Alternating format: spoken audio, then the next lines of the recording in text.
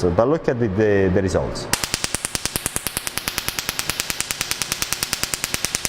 Moving to the Hollywood facial. Historically, IPLs are broad spectrum sorts of lights, and they do penetrate pretty much all sorts of level of the skin. In this video, we're going to talk about this particular device, which is a Q-switched laser as well.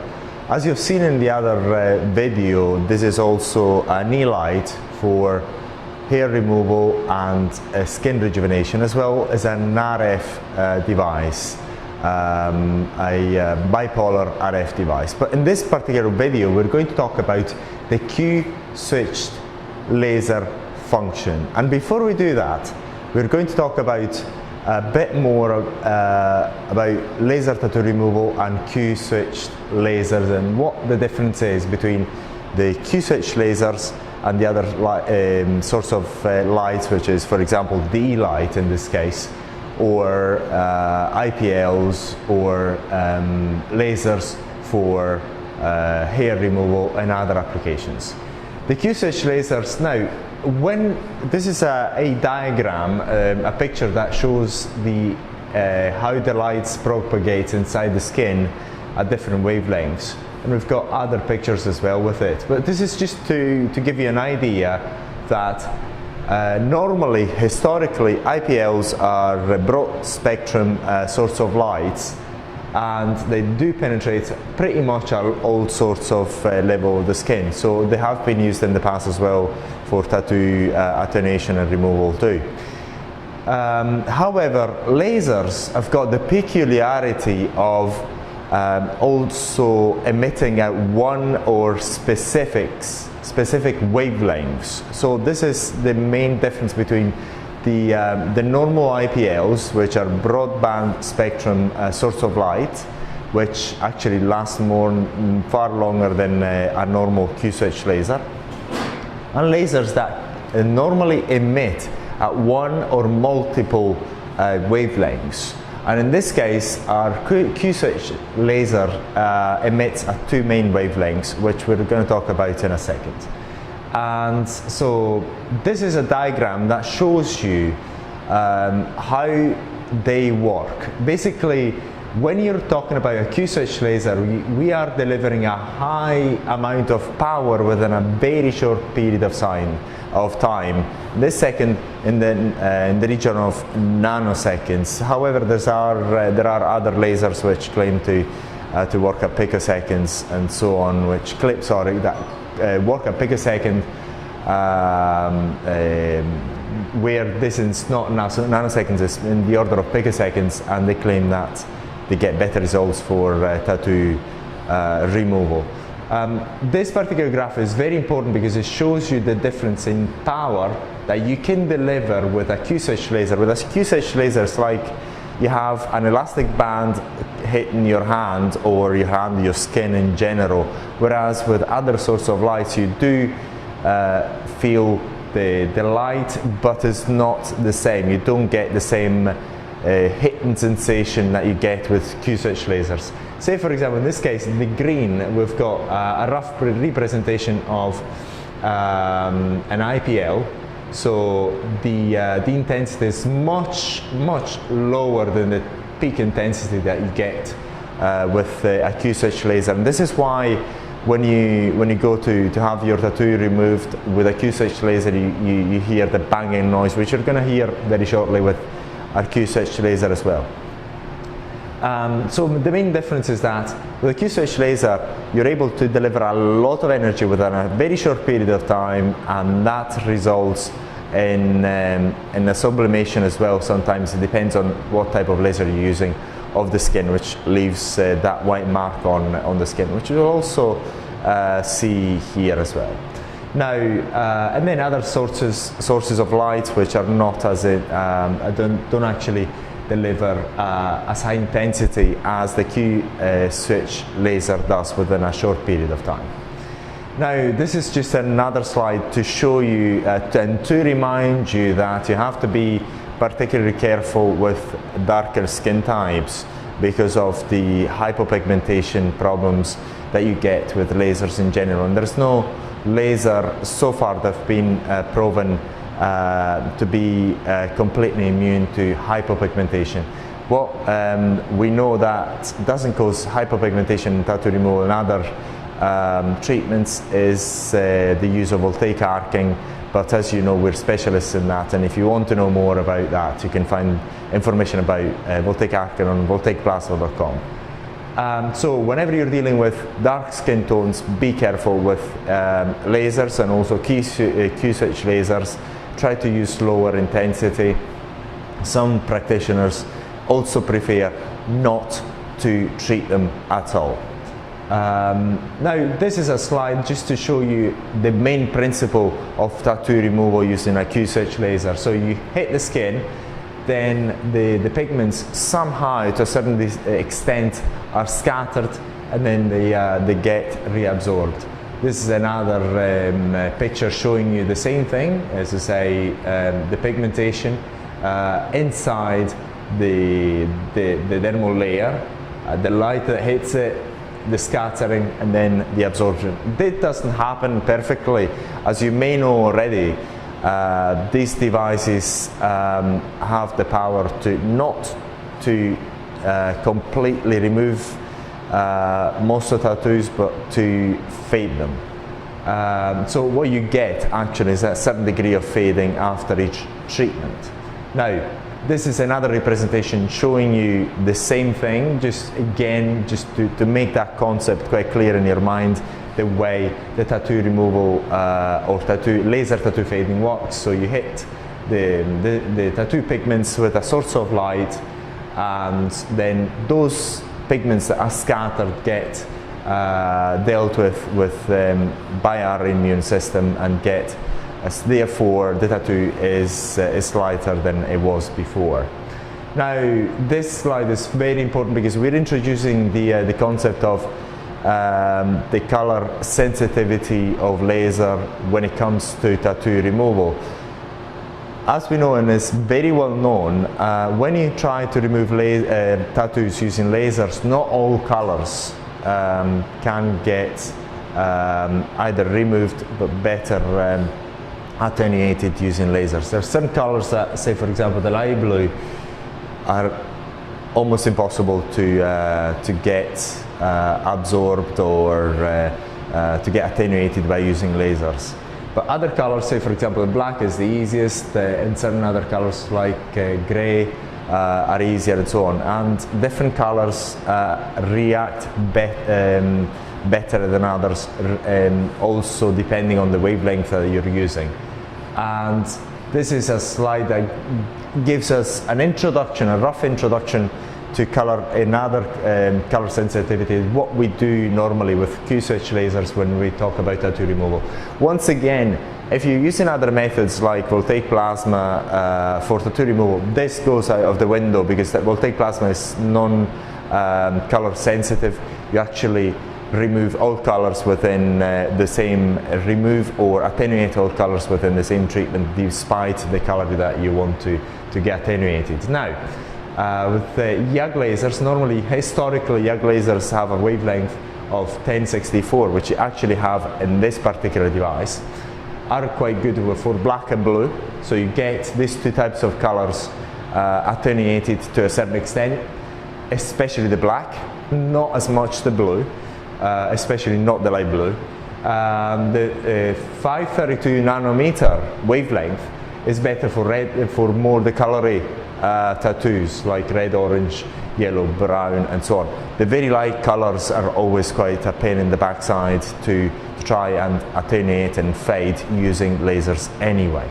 So there are these two wavelengths, but we're going to talk briefly about other wavelengths as well. This is a very good slide because it actually shows you the degree of light absorption by different wavelengths. Now, say for example the red get a higher degree of absorption between 4 nanometers and 600 nanometers. But as we know, the tattoos are inside the dermal layer, and not all the light gets absorbed inside the dermal layer. So there's a further degree of complexity in it, but just to give you an idea that just the very color reacts differently to different wavelengths, and this is quite an intuitive thing because the color is another wavelength as well. So what we perceive with the eyes is the reflection of that particular material. So if we see the color red, it means that a certain wavelength is transmitted to our eyes and we interpret it as that color. So say for example we're talking about yellow, only shorter wavelengths are absorbed. When we go to longer wavelengths, there's a low degree of absorption. Blue, again, since is a smaller wavelength, then what we find is that is absorbed at slightly longer wavelengths, and so on. So different. The green again reacts differently. And so on. So this is again to give you an idea of how colors react differently to light sources of different wavelengths. And this is also the reason for, one of the main reasons for lasers to be color selective in tattoo fading. Now this is another slide to show you a similar thing, and this is quite good. Because in this particular slide, we show you the 532 which we have, and the type of colors that it can, to a certain extent, fade, which is the colors that we talked about. And then when we go to very light colors, we struggle a lot. Whereas the 1064 is quite good with darker colors and so on. And this one, in order to try and deal with these light colors, this wavelength has been introduced. However, remember, when you're dealing with colored, light colored tattoos, sometimes it's extremely difficult to fade them anyway, despite the wavelength that you're using, or the picosecond, or whatever method you're trying to use using lasers. Once again, if you're using other methods, that may not be the case. This is another slide, just once again to reinforce again that concept of color selection in tattoo fading. Say for example the 1064 fades the darker colors, so this is what you find after a 1054 treatment. A 532 nanometer fades the red and so on, and then you need to get the other wavelength in order to, this wavelength here, in order to try and fade these other colors. Then if you want to deal with that color, there you want to try another wavelength, and so on. We talked about laser tattoo removal on voltaicplasma.com, and in some cases what you can find is that there are lasers which have got multiple wavelengths, Q-switch laser which have got multiple wavelengths, in order to try and deal with that color sensitivity. This is not the case. In this particular Q-switch laser, we have two wavelengths and we've got three heads, and we're going to introduce you to all of them. And in this particular video, we're going to show you how this particular laser function works. So now we're going to talk about tattoo removal and permanent makeup removal.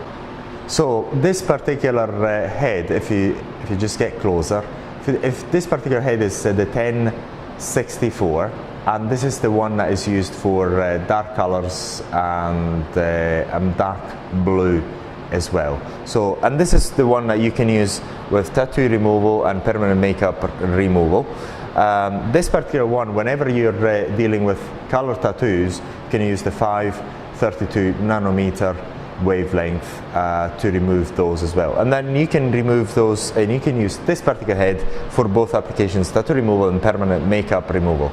Now we're going to talk about, we're going to show you the example of using this particular head and this particular one as well. And then we're going to talk about the Hollywood facial. And the Hollywood facial, we're going to use this head, which is again a 1064 nanometer, but we're going to talk about the difference between this 1064 and this 1064. in a second. So we're going to show you this particular head first, and we're going to mount it on this on the gun. So we're going to mount it here, and as you can see, it's relatively easy to mount. All you have to do is screw it in, and you have all of a sudden a light source at 1064.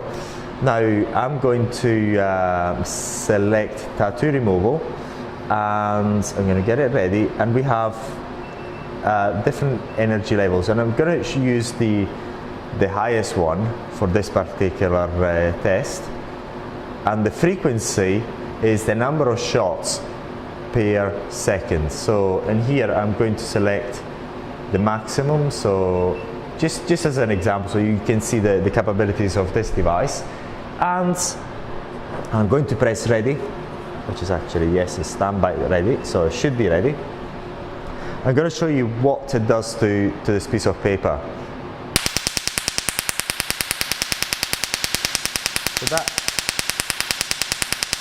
So this is the effect on the paper, and it's quite a small little circle. So I'm going to do it on my skin here. So now I can actually feel it. So, and this is the effect on my skin. So if I actually insist on the same area, then I'm going to get the effect I want. Let's just say the tattoo pigments are going to get all reduced in color. Now what I'm going to do, I'm going to change the head, and I'm going to use a 534 nanometer, the 532 nanometer head. So all I have to do is just change the head and then screw it. So just a second. Yeah, I'll just screw it.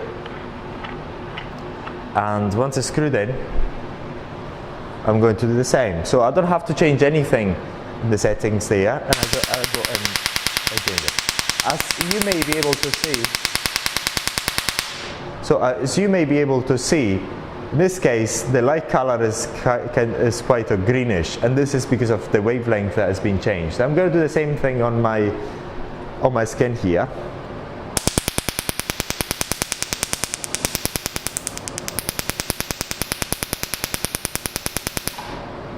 And as you've seen, we've got the classic frosting on my skin in here, and that is going to go away.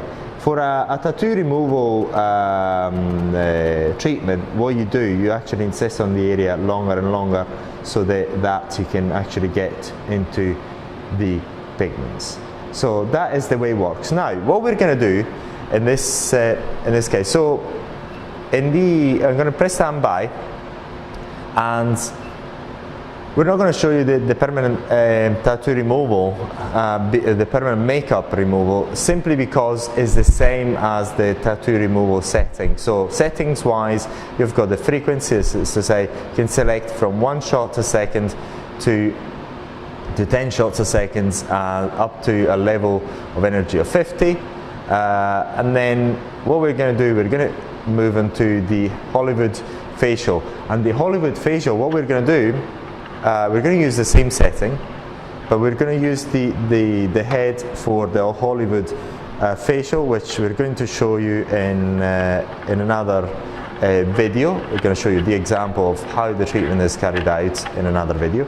And again, this is the same wavelength as this, but is the energy is not as focused and as it is with this head. As you've seen, when we hit with that head, the tattoo removal head, we got this sort of circles here.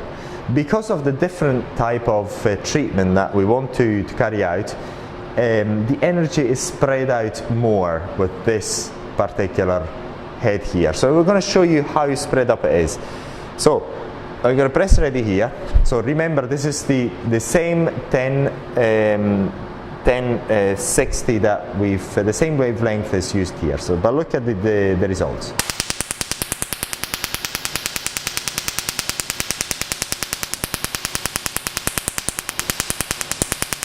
So as you can see, the colors are scattered in larger circles, and this is because in case of the Hollywood facials, the skin rejuvenation application that we want does not require a high energy into the skin. You only have to do a minor resurfacing of the skin, and this is why the circle are larger. So we've got the same device, but with a level of energy that is scattered around more with this particular this particular head in here.